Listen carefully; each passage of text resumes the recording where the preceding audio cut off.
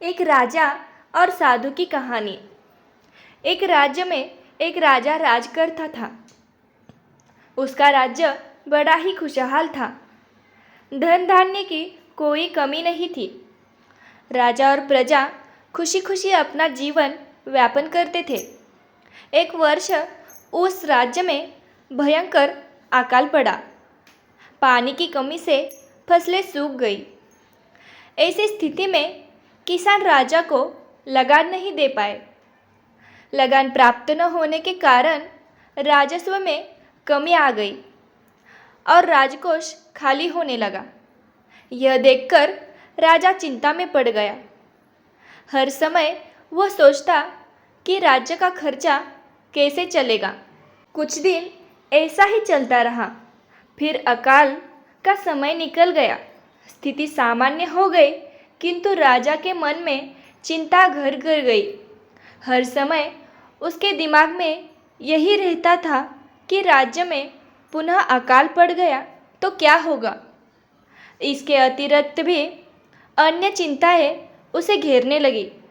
पड़ोसी राज्य का भय, मंत्रियों का षड्यंत्र जैसी कई चिंताओं ने उसकी भूख प्यास और रातों की नींद छीन ली।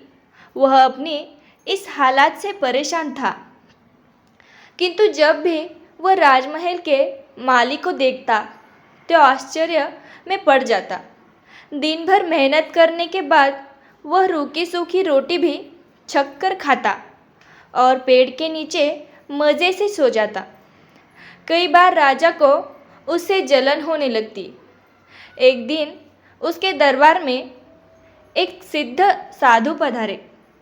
राजा ने अपनी समस्या साधु को बताई और उसे दूर करने का सुझाव मांगा। साधु राजा की समस्या अच्छी तरह समझ गए थे। वे बोले, राजन, तुम्हारी चिंता की जड़ राजपाट है। अपना राजपाट पुत्रों को देकर चिंता मुक्त हो जाओ। इस पर राजा बोला, गुरुवर, मेरा पुत्र मात्र 5 वर्ष का है। अबोध बालक राजपाट कैसे संभालेगा? तो फिर ऐसा करो कि अपनी चिंता का भार तुम मुझ पे सौंप दो। साधु बोले। राजा तैयार हो गया और उसने अपना राजपाट साधु को सौंप दिया। उसके बाद साधु ने पूछा, अब तुम क्या करोगे? राजा बोला, सोचता हूँ कि अब कोई व्यवसाय कर लो, लेकिन उसके लिए धन की व्यवस्था कैसे करोगे? साधु बोला, अब तो राजपाट मेरा है और राजकोष के धन पर भी मेरा अधिकार है, तो मैं कोई नौकरी कर लूँगा।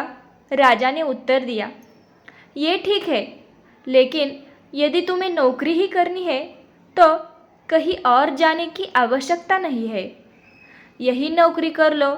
मैं तो साधु हूँ। मैं अपनी कुटिया में ही रहूँगा।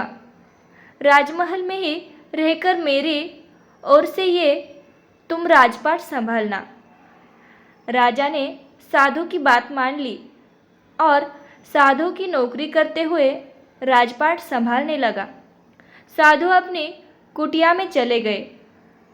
कुछ दिनों बाद साधु पुनः राजमहल आए और राजा से भेंट कर पूछा, कहो राजन, अब तुम्हें भूख लगती है या नहीं? और तुम्हारी नींद का क्या हाल है? गुरुवर, अब तो मैं खूब खाता हूँ और गहरी नींद सोता हूँ। पहले भी मैं राजपाट का कार्य करता था, अब भी करता हूँ। फिर ये परिवर्तन कैसा है? ये मेरी समझ के बाहर है। राजा ने अपनी स्थिति बताते हुए प्रश्न भी पूछ लिया। साधु मुस्कुराते हुए बोले, राजन, पहले तुमने काम को बोझ बना लिया था और उस बोझ को हर समय अपने मानस पटल पर ढोया करते थे, किंतु राजपाट मुझे सौंपने के उपरांत तुम समस्त कार्य अपना कर्तव्य समझकर करते हो। इसलिए चिंता मुक्त हो। जीवन में जो भी कार्य करे अपना कर्तव्य समझकर करे, न कि बोझ समझकर। अगर हम काम को बोझ समझने लगे तो निश्चित रूप से उससे दूर होते चले जाएंगे। यही चिंता से दूर रहने का तरीका है। और ऐसे ही साधु ने राजा को स्थिति को समझाते हुए उसका राजपाट उसे सौंप दिया और राजा भी खुशी खुशी अपना राजपाट संभालने लगा।